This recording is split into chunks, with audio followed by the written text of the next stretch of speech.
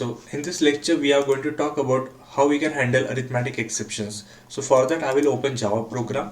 I'll just right click on it and just यहाँ पे हम देखेंगे नोटपैड हम क्रिएट कर रहे हैं यहाँ पर, और इस फाइल को हम कोई भी नाम दे सकते हैं, कोई इशू नहीं है, बट मैं यहाँ पे दे रहा हूँ यहाँ पर एक्सेप्शन या फिर लाइक ठीक है एक्सेप्शन एग्जाम्पल, ठीक है, डॉट डॉट जावा, ठीक है। सो बेसिकली इसको हम ओपन करेंगे, यहाँ पर हम इस फाइल में कुछ कोड करेंगे, ठीक है। सो क्लास हम कोई भी नाम दे सकते हैं, बट मैं यहाँ पे क्लास का नाम और फाइल का नाम सेम दे रहा हूँ, ठीक है।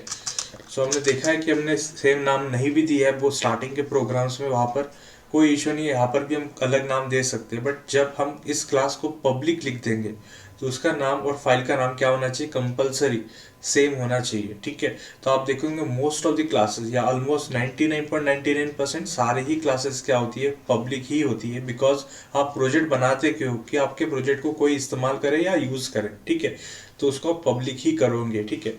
तो आप देखोगे जब अगर क्लास को 99% पब्लिक ही करना है तो डेफिनेट सी बात है कि फाइल का नाम और क्लास का नाम भी क्या होगा, सेम टू सेम होगा।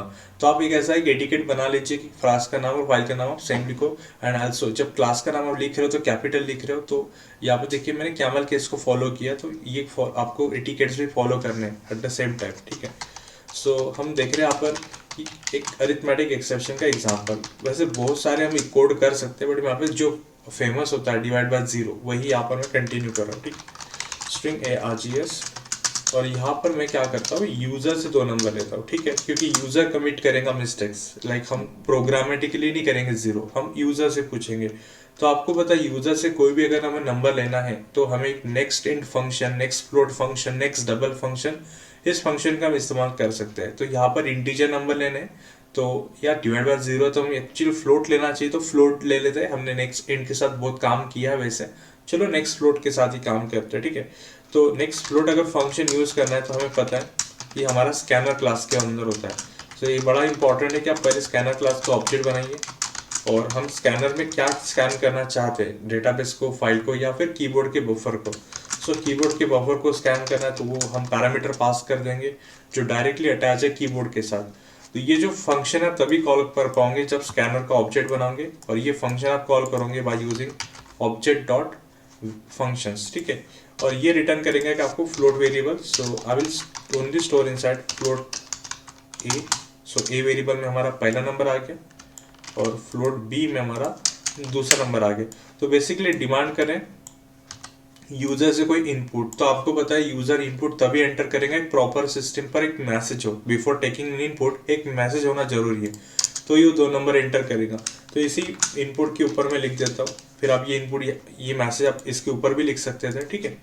तो I will write system dot out dot println, और यहाँ पर हम लिखेंगे एंटर 2 नंबर। आप मैसेज कैसे भी लिखिए, इंपॉर्टेंट है कंसेप्ट को समझना, ठीक है। ठीक है, तो 2 नंबर में ऐसे सपोज करता हूँ कि हमारा एक नंबर ए में आ चुका है, एक नंबर बी में आ चुका है, और यहाँ पर एक मैं वेरिएबल डिफाइन कर लेता हूँ ऊपर, या यहीं पे कर सकते हैं, कोई इशू नहीं है, चलो यहीं पे कर लेते हैं। सो फ्लोट सी इक्वल टू, और हम यहाँ पर लिखेंगे, बट ये अच्छी आदत नहीं है, तो लेट्स सी पहले डिफाइन कर लेते हैं और सी को इनिशियलाइज करेंगे ए बाय बी से, ठीक है। एक्चुअली ये इसीलिए बताना है मुझको, एक चीज़ बतानी है, और दैट्स वाई मैंने यहाँ पे डिक्लेरेशन अलग किया है और इनिशियलाइज यहाँ पे अलग किया है। So what I am doing, यहाँ पे c equal to a divide by b, और यहाँ पर मैं लिखूंगा उसका result system dot out dot println. So result will be this, ठीक है। और यहाँ पर हम कुछ कोड भी करेंगे, क्योंकि देखिए आपके प्रोजेक्ट में जरूर नहीं यही कोड होगा, एक उसके आगे भी कुछ कोड हो सकता है, तो वो लिखने के लिए मैं यहाँ पर रेस्ट ऑफ कोड लिख देता हूँ, 2 बार लिख देता हूँ, ठीक है। रेस्ट ऑफ कोड 2 टाइम्स, ठीक है। तो 2 टाइम्स मैंने लिखना है, तो इसको कॉपी कर लेते हैं और ये पेस्ट। तो ऐसा सपोज करिए कि इसके बाद भी आपके रिजल्ट प्रिंट करने के बाद भी 50-100 लाइन का कोड हो सकता है, ठीक है। तो उसको मैंने बस इंडिकेट किया इस 2 लाइन के साथ। तो अब मैं यहाँ पे क्लास को क्लोज करता हूँ, यहाँ पे मेन को क्लोज कर देता हूँ, ठीक है। और बाकी सब कुछ तो सही लग रहा है, ठीक है। फाइल को सेव कर लेते हैं एक बार, इसको मिनिमाइज कर लेते हैं, और हम आते हैं हमारे कमांड प्रॉम्प्ट में, ठीक है। इसको बड़ा करते हैं, जावा सी लिखेंगे यहाँ पर, और यहाँ पे फाइल का नाम है एक्सेप्शन एग्जाम्पल डॉट जावा। सो ये बोल रहा है कि स्कैनर क्लास जो है वो इंपोर्ट करना है, तो हमें इंपोर्ट करने के लिए यहाँ पर हेडर फाइल ऐड करनी है, import java.util.scanner। देखिए बहुत सारे लोग ऐसा भी लिखता है, बट ये बिल्कुल रिकमेंडेड नहीं होता है। देखिए स्टार मतलब क्या होता है, यूटिल पैकेज के अंदर अगर 10 क्लास होंगी तो 10 की 10 क्लास यहाँ पर इंपोर्ट हो जाएंगी, तो उससे क्या होता है प्रोजेक्ट का जो स्पीड होता है कम हो जाता है, क्योंकि हमें बाकी क्लास की यहाँ पे इंपोर्ट करने की जरूरत नहीं है। तो जो क्लासेस हमें लगती है वही क्लासेस को आपने सेपरेटली इंपोर्ट करना चाहिए, ठीक है। सो स्कैनर मैंने लिखा और इसको एक बार वापस कंपाइल करते हैं, कोई इशू नहीं है। Java space exception example enter 2 numbers, that means हमारा प्रोग्राम अभी लाइन बाय लाइन एग्जीक्यूट हो रहा है। सो अभी हमारा जो इंटरप्रेटर है वो इस लाइन को एग्जीक्यूट कर रहा है। नाउ अब जब मैं एंटर करूंगा तो ये लाइन एग्जीक्यूट हो जाएंगी, जब मैं एक दूसरा नंबर एंटर करूंगा तो ये लाइन एग्जीक्यूट हो जाएंगी, और यहाँ पर देखिए ये लाइन बाद में एग्जीक्यूट हो जाएंगी, और बाद में ये सारे 3 लाइन एग्जीक्यूट हो जाएंगे। तो इस तरह से हमारा इंटरप्रेटर काम करता है। जैसे मैंने यहाँ पे 10 लिखा है और यहाँ पे मैंने 5 लिखा है इन नॉर्मल सिनेरियोस, ठीक है। तो आप देख रहे हो यहाँ पे रिजल्ट आया है 2.0 और रेस्ट ऑफ कोड मतलब पूरा प्रोजेक्ट स्मूथली चल रहा है if user entering correct data, okay. But somehow by mistake user कुछ गलत इनपुट कर लेता है, लाइक मैंने यहाँ पे 10 लिखा है, मैंने बाद में 0 लिखा है। जो रिजल्ट हमें मिला है यहाँ पे रिजल्ट इन्फिनिटी मिला है ना। रीजन सिंपल है, नॉर्मली जो प्रोग्राम होते हैं वो हम इंट में स्टोर करते हैं, मतलब अभी तक जितने भी प्रोग्राम देखोगे वहाँ पे इंट ए इंट बी या इंट सी में ही आप डिवाइड बाय 0 करते हो। तो जावा की डेफिनेशन में लाइक जावा एरर तब थ्रो करेगा जब आप 0 से डिवाइड करोगे। तो यहाँ पे जो हमारा इनपुट है जो 0 में यहाँ पे एंटर कर रहा हूँ वो 0 स्टोर नहीं हो रहा है फ्लोट बी में, वो हो रहा है 0.0, और 0.0 से डिवाइड करना जावा के नज़र में कोई एक्सेप्शन नहीं है। यस, रिजल्ट तो इन्फिनिटी ही मिलेगा, एज वी नो दैट 0 से डिवाइड करने का रिजल्ट इन्फिनिटी मिलता है। बट लाइक हमें अगर एक्सेप्शन को यहाँ पे देखना है, लाइक अगर हमारा प्रोग्राम इंट वेरिएबल यूज करता है, अब देखो मैंने यहाँ पे इंट लिखा है और बाकी सब मैं इंट में कन्वर्ट कर लेता हूँ, और if we are taking input as a integer number तो यहाँ पर भी मुझे इंट लेना चाहिए, यहाँ पर भी मुझे इंट, और यहाँ पर भी हम एक इंट कर लेते हैं, ठीक है। और बाकी तो कुछ चेंजेस की जरूरत नहीं लग रही है। कंट्रोल एस कर लेते हैं, इसको CLS कर लेते हैं एक बार और कंपाइल करते हैं, प्रोग्राम को रन करते हैं। तो एंटर 2 नंबर पूछा है, 10 डिवाइड बाय 5, ओके कोई इशू नहीं है, रिजल्ट इक्वल टू 2, और फिर से एक बार रन करते हैं 10 डिवाइड बाय 0। तो now you can see that exception यहाँ पे आ रही है। और देखिए इंटरप्रेटर ने आपका फर्स्ट लाइन एग्जीक्यूट कर लिया, सेकेंड एग्जीक्यूट कर लिया, थर्ड एग्जीक्यूट कर लिया, और यहाँ पर हमें एक्सेप्शन मिल रही है 11 नंबर की लाइन पर। अगर हम कैलकुलेट करें तो ये देखिए 4 हो गई यहाँ पर लाइन, और ये 8, और ठीक है, और उसके बाद ये आपकी 9th लाइन है और आपकी 10th लाइन है, और यहाँ पर आपका लाइक एक्सेप्शन थ्रो हो रहा है कौन सा, डिवाइड बाय 0। और इस डिवाइड बाय 0 की एक्सेप्शन की कैटेगरी अगर हम देखते हैं तो ये अरिथमेटिक एक्सेप्शन कैटेगरी है, ओके। सो आपको इस एक्सेप्शन को अगर हैंडल करना है तो आपको यूज करना होता है ट्राई और कैच ब्लॉक, ठीक है। अब आप देख रहे हो एक्सेप्शन अगर हैंडल नहीं हो रहा है तो उसकी वजह से हो क्या रहा है, तो यहाँ पर जो 11, 12 और 13 लाइन है ये आपकी एग्जीक्यूट नहीं हुई है, ओके। एंड इसमें देखिए आपके जो प्रोजेक्ट की हम बात करते हैं, जैसे एक बड़ा प्रोजेक्ट है उसमें एक छोटी सी लाइन हो सकती है, या छोटा सा एक मॉड्यूल हो सकता है, छोटा सा एक प्रोजेक्ट हो सकता है, छोटा सा प्रोजेक्ट जिसमें जैसे ATM का एक बड़ा प्रोजेक्ट होता है तो उसमें भी एक छोटा सा मॉड्यूल हो सकता है जहाँ पर बग्स हो सकती है, जहाँ पर एक्सेप्शन आ जाती है।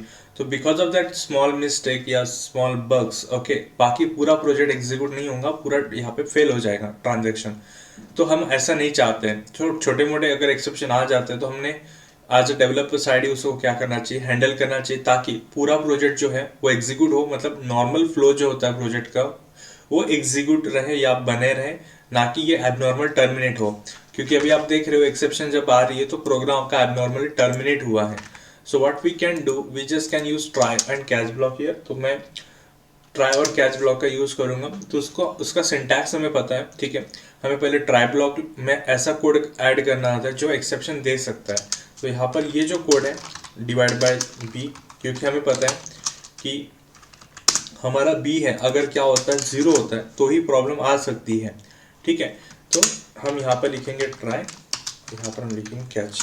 कौन सी एक्सेप्शन आ सकती है वो आपको एरर से ही पता चल जाएंगे, अरिथमेटिक एक्सेप्शन। तो ये पूरा आपको कैमल केस में फॉलो करना है। और जो भी लॉग होगा, लॉग मतलब क्या, अगर एक्सेप्शन हैंडल हो जाती है तो जो भी लॉग होता है मतलब ये वाला मैसेज पूरा का पूरा क्या हो जाता है, स्टोर हो जाता है आपका ई नाम के वेरिएबल पे।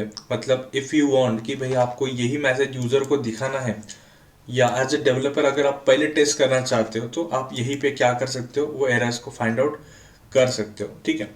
या फिर अगर आपको यूज़र को एक प्रॉपर मैसेज देना है जैसे उसको समझ में आए, तो आप यहाँ पे लिख सकते हो system.out.println,